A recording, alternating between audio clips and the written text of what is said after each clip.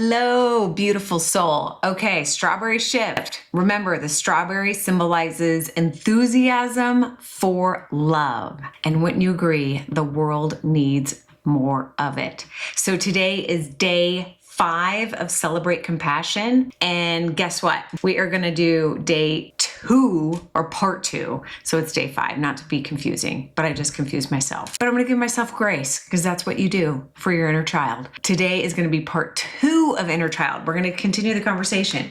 Do you like my shirt? So little Mandy loves strawberry shift. Hello, the strawberry. Today we're going to dive deeper. Today is going to be definitely gonna kick up the dirt a little bit more. If you are watching this and you've had already like a heavy day, or it's been a bit more of a challenging day, then I would come back to it. Quite honestly, I would come back to it. Or if you feel like this could help you, then go ahead and you could participate in the exercise. I mean, you could go ahead and listen to this.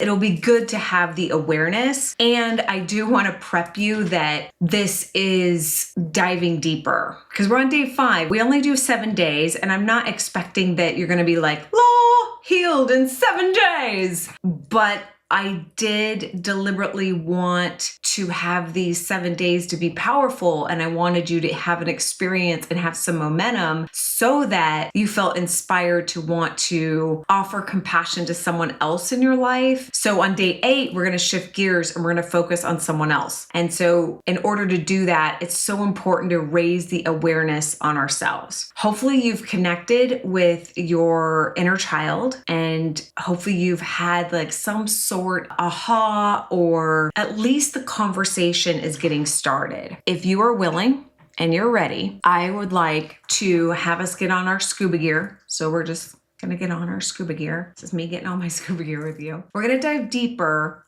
and we're going to look at what wound was created for you in your childhood. So remember, what is compassion? What is it? I mean, we're here to celebrate compassion. What is compassion? Do you remember the definition of compassion?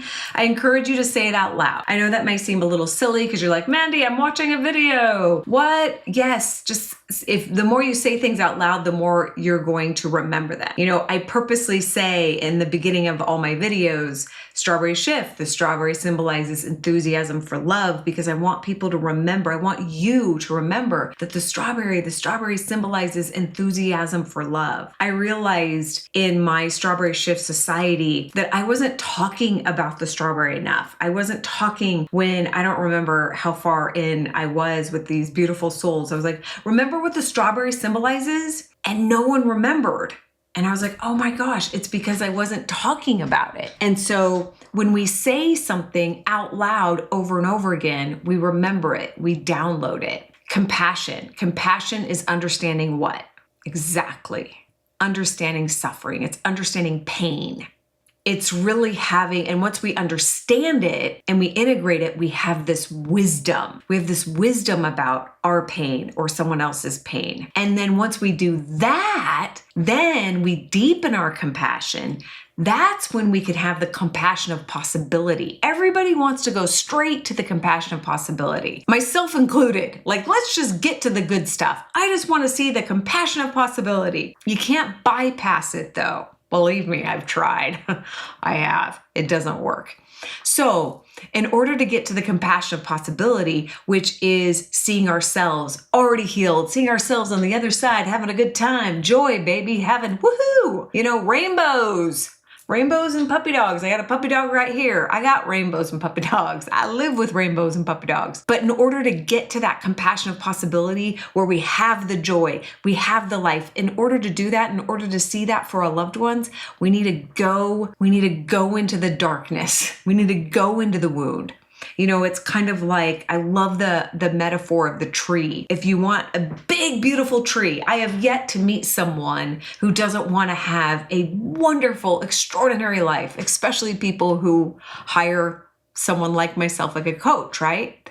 Really, in our heart of hearts, all of us want a beautiful, incredible life. If you're a human being in the human being form, you want an incredible life. It may look different, and it probably does look different to each of us. But in order to have that compassionate possibility, so you think of an incredible life like a big, big, beautiful tree. Okay. So really big branches, right? I'm a big tree here and it's huge. It's tall. The bigger the tree, the deeper the roots. Oh, Mandy, you just got deep. Yes, I did. And that's what we're going to do. So my favorite way, this is my favorite way to dive deep with that is an assessment called the Enneagram. And if you haven't heard of it, if you haven't taken it, I'm going to highly encourage you to take it because, oh my gosh, I think about what it took before I even knew about the Enneagram and how much work I did with clients and listening to their stories, which I still listen to client stories and I still, put the pieces together about their childhood. But now with the Enneagram, I'm like, thank you, Enneagram. Thank you. If you have heard of the Enneagram, then you know what I'm talking about. If you haven't, for those of you who haven't, I'm going to do a shameless plug here for the company that I'm an attractive character for. All that means is the face, is understand.me. You could go to understand.me and you could take the Enneagram, or you could simply also Google Enneagram quiz, or because sometimes you could take those quizzes and they're not always right. You can also Google Enneagram types. You can read the types of each Enneagram. Look at, okay, which one am I? Like really be honest with yourself of, okay, which one do I resonate with? And Enneagram is unlike any other assessment. Enneagram is not to stroke your ego. In fact, it does the opposite. It's really quite sobering. It's like, yeah, okay, yeah, that's me. And I'm going to quickly go over the childhood wounds of the Enneagram. And this alone might have you go, yeah, that's me. So this is, I'm going to warn you, heavier, but remember, we got to go down. The tree has to grow the roots in order to go up. Our greatest gift to the world is our wound. In order to really connect with our inner child, we need to understand what happened to our inner child. We need to get the story. We need to not pour pink paint over it. That's what I've tried to do. And then when I really realized, crap, and then I realized that of why I was in the marriage that I was in, I was like, oh, crap. So I have a lot of compassion for people who go through this journey because I went through it recently, last year, that compassion of understanding the needs in my childhood and the wound that happened in my childhood and that little girl and that little Mandy and what happened and how that was showing up in my present day. And that's what today is about. Dun, dun, dun. Gonna be good times.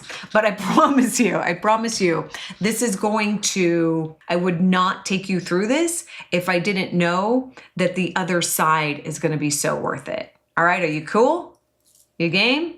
You gonna hang in there with me? Okay. And like I said, I'm gonna assume that you either have your Enneagram type or you know it.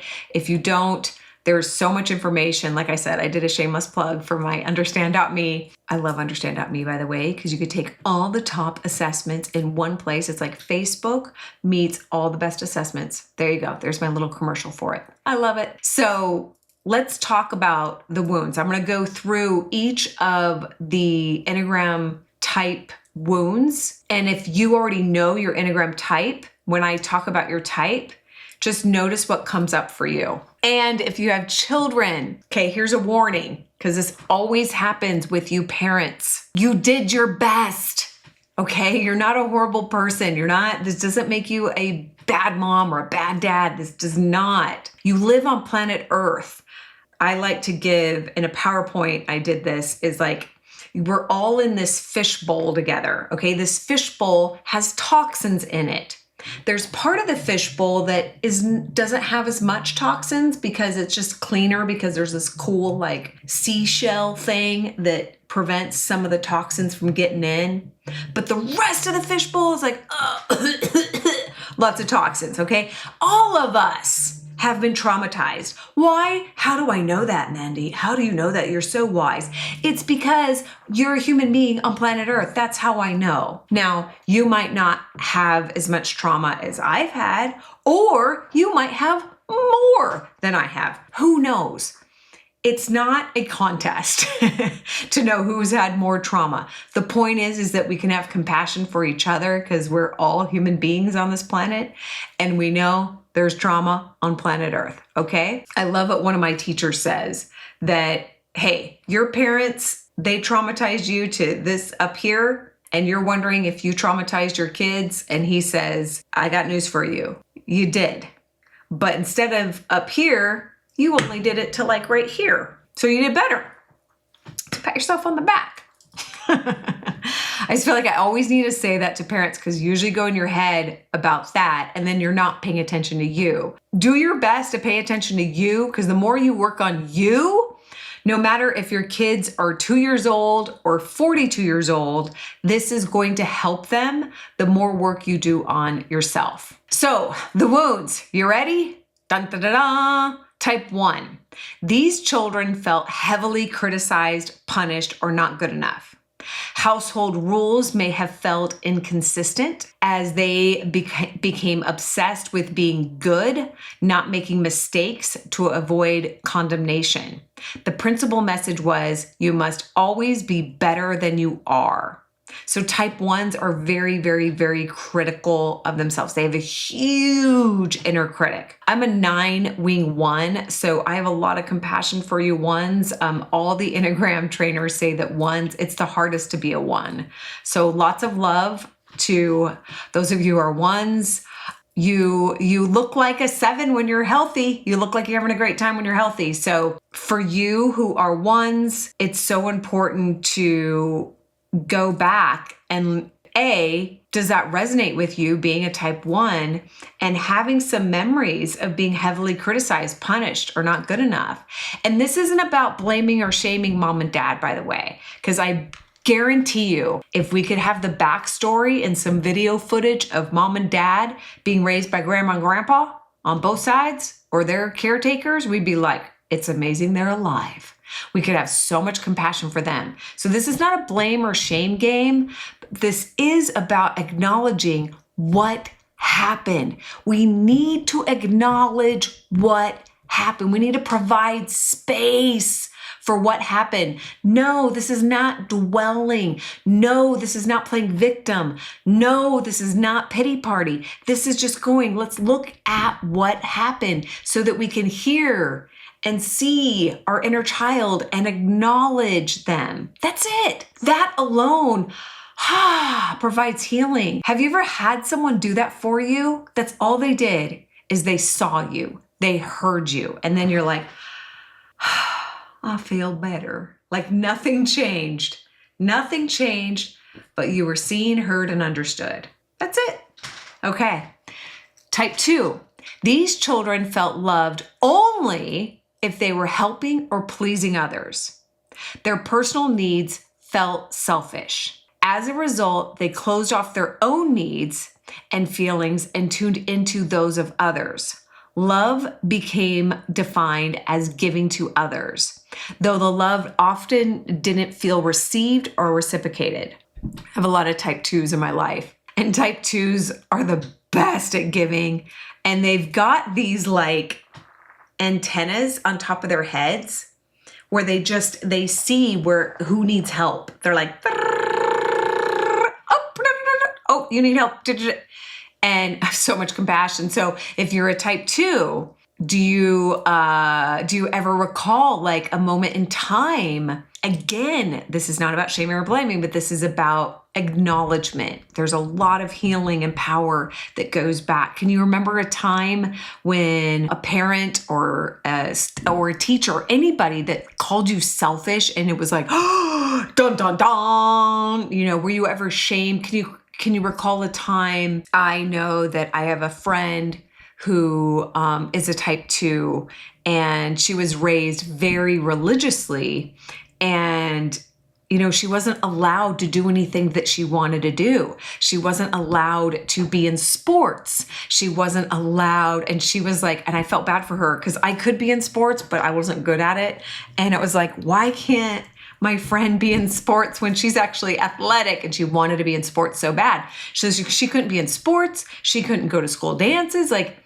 So she couldn't do anything that she wanted to do. And it was because of her religion. And so I could see how she became a type 2 because it was like, oh, and then instead of like hanging out with me and our other friends, like after school, we're going to school dances, she had to do church things. And so it was like, she couldn't do what she really wanted to do. And so I could see how she became a type 2. Like it makes so much sense. So and that's what I want you to do is I want you to see, oh, no wonder I became a type 2. No wonder I became a type 1. That's what I want for you to do today, is to do your best to go, oh, I totally get it. I totally know why I'm this, and to understand your wound and to understand your deepest fear. Can you articulate like that? If I just met you and I asked you, what's your deepest fear? Could you just go, my deepest fear? Because the Enneagram will tell you your deepest fear. The deepest fear of a 2 is to be unloved and not needed. Oh yeah, we don't need you. It's all good. Because they're like, oh no, that's how I get my love. Type 3, to the heart, these children felt rewarded for what they did and how well they did it. Their feelings were discounted and ignored.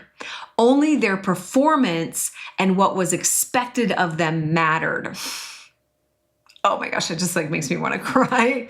Right then and there, it just makes me want to cry because I know so many 3s.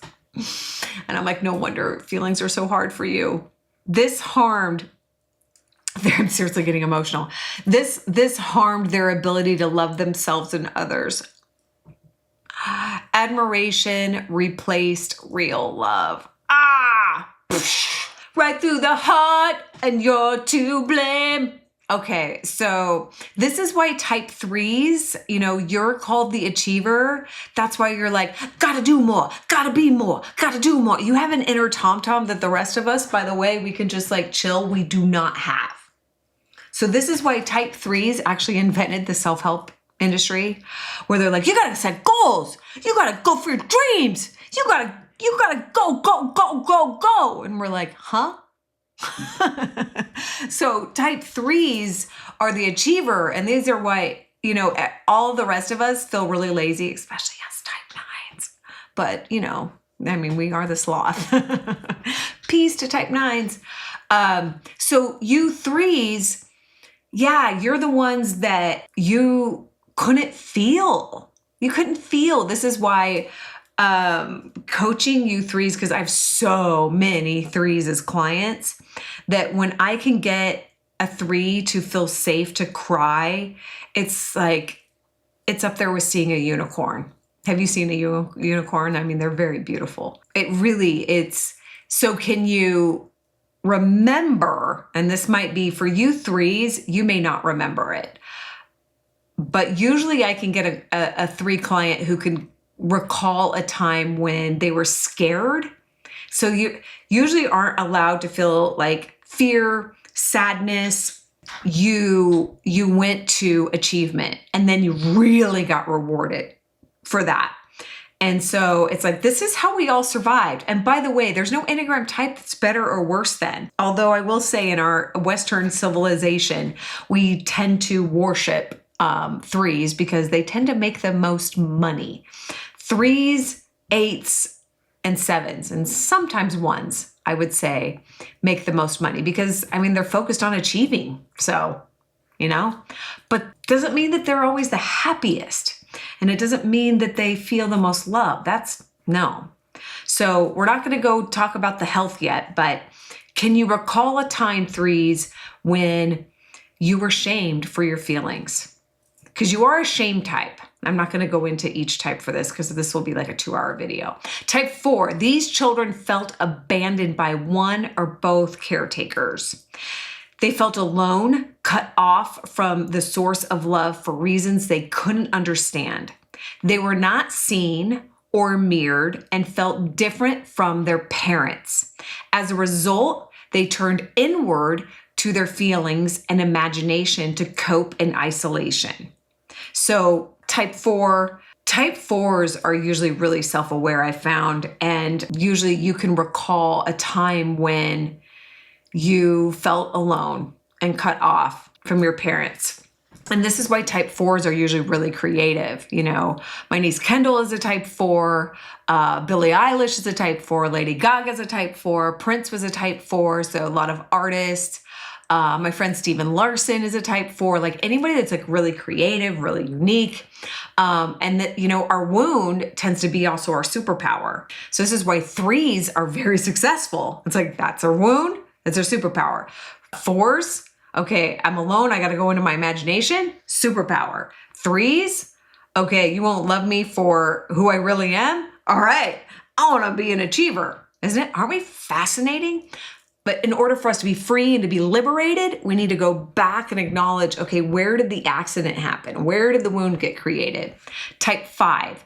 These children received no meaningful interaction, no emotion or affection from caretakers, or the child had intrusive, over-controlling parents and felt exposed and defenseless in the face of this intrusion. As a result, they built walls around themselves and retreated to the mental realm. Type 5. Can you recall that? Can you recall not having, meaningful interaction, not having that emotion? It's really interesting. I remember, I just watched the Steve Martin documentary. Steve Martin's clearly a 7, but he talked about his childhood. And he talked about his childhood, and he talked about at dinner how they ate in silence. And I was like, oh gosh, that'd be so awkward. And so it's like no meaningful interaction or emotion. That made me think of that. So can you recall a moment in time as a child where, like, now as an adult, you can look back on it and go, that was kind of messed up. Like, let's be honest. Again, it's not to shame or blame or judge your parents, but you can look back on it to see and acknowledge for the little version of you. The little version of you needs to be acknowledged. Type 6, to the trusting nature, these children were raised in an unpredictable situation with no safe place to go.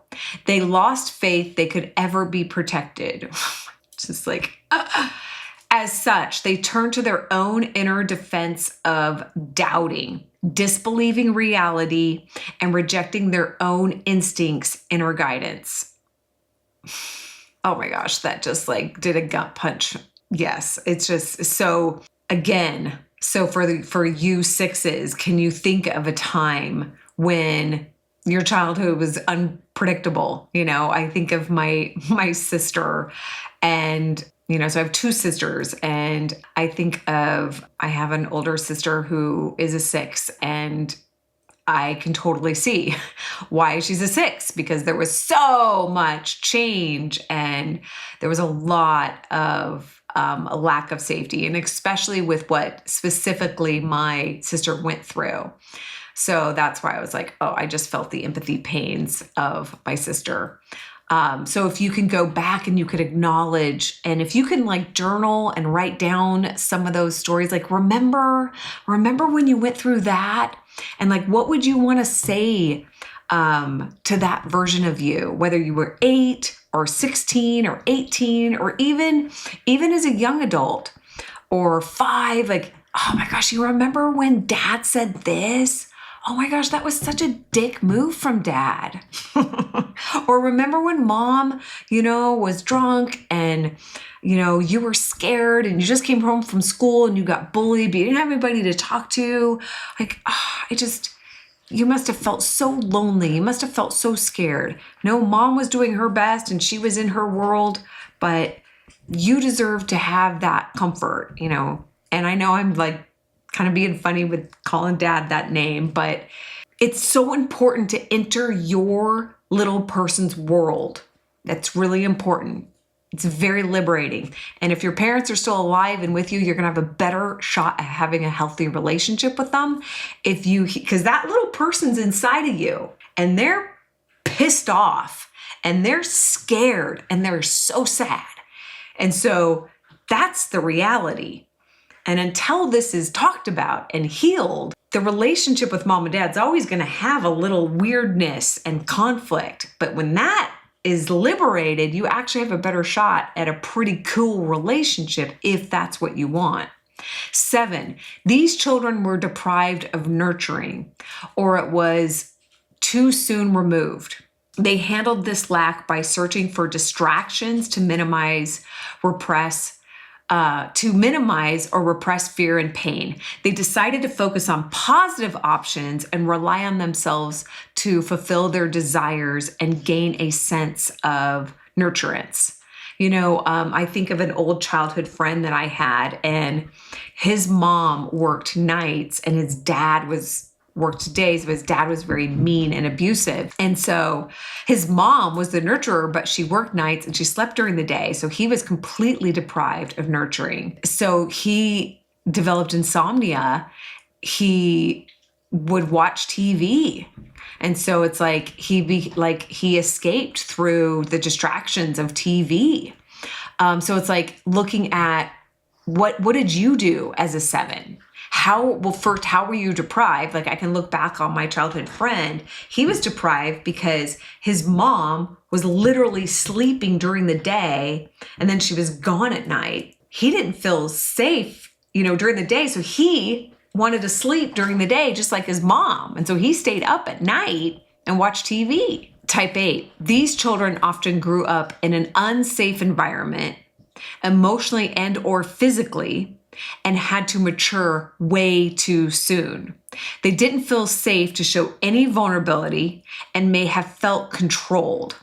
Weakness was used against them, so they focused only on building their strength. So I think of my other sister, who is the oldest in my family.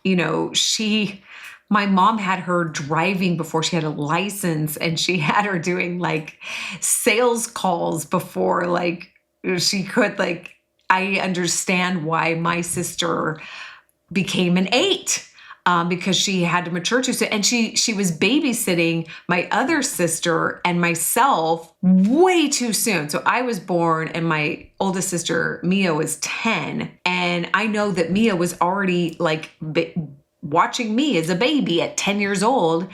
My other sister, Misha, was only 4 years younger than her. So she was watching 2 children at the age of 10. So that just gives you an idea. Of course, Mia's an 8. That makes so much sense. So you see what I'm doing? I'm giving you these examples to be able to go back. You're going to be kind of like a detective where you're going back. Oh, yes, no wonder I have this. Yes, I see it. And the more you're willing to dive into some of those significant emotional events that happened in your childhood and just allow space and acknowledge them and go, yeah, do you remember when that happened? And oh my gosh, I know you must have been so, if you don't remember how you felt, just imagine another 8-year-old going through that same thing. And you could go, oh my gosh, you must have been so scared, or you must have been so sad, or you must have been so angry. Type 9, to the gut, the core of being. These children were overlooked or neglected and felt unimportant or lost. They were ignored, attacked for having needs or expressing themselves, especially anger, and decided to keep a low profile and instead focus on the needs and experience of others. Yay, type 9s. Woo-hoo, let's go type 9s. So 100% what I did. I remember whenever I cried, and by the way, I do feel like I need to say something about my beautiful parents. I love my parents and they did their best. And it was a challenging childhood. And if I told you about how my parents were raised, but don't you dare judge my grandparents, because if I told you how they were raised, but don't you dare judge my great-grandparents, because if I told you how they were raised, which I have no idea, but I bet if we went into a time machine and we watched a video, we would be like, oh my gosh, how did we survive the human race, right? So this is multi-generational trauma, yo, but we're healing it. If you're watching this video, you're rolling up your sleeves and you're like, I am healing multi-generational trauma. Someone asks you, what are you doing tonight? You'd be like, yo, I'm healing multi-generational trauma. What are you doing? Yeah, that's what I'm talking about. So I got excited there. I can 100% think of somebody. I'll give you one. I'll give you one because I want to wrap up this video. Anytime, almost so many times that I would cry as a little girl because I felt sad or scared or I was simply tired, my mom would go, "Oh, you're such an actress. You're such an actress," because she thought I was faking it. And so she would embarrass me and basically say that I was not being sincere and real. And so very early on, I got that it wasn't safe to cry. And I got so shamed for crying. And I'm a crier. I mean, all of us need to cry, but my makeup and who I am, I really believe that some of us are more prone to crying than others. And I'm a crier. I am. I cry during movies. I easily cry. But then I stop. I had this really awesome friend who called me the Texas tornado, where I could just like cry and cry. And then within like a half an hour later, I'm good. But if I don't have someone who can just let me cry and hold that space, then it bottles up. And guess what? I'd get a migraine. I'd get a headache. So this is where I really would love for you to have that awesome self-awareness where you know what your deepest fear is. Like my deepest fear is loss of separation and the fear of conflict, which I have been facing like I've never faced in the past few years of my life. And so what is your deepest fear? What's your deepest fear? What's your wound? And how can you connect the dots to your childhood? Day 5 of Celebrate Compassion. Thank you for watching.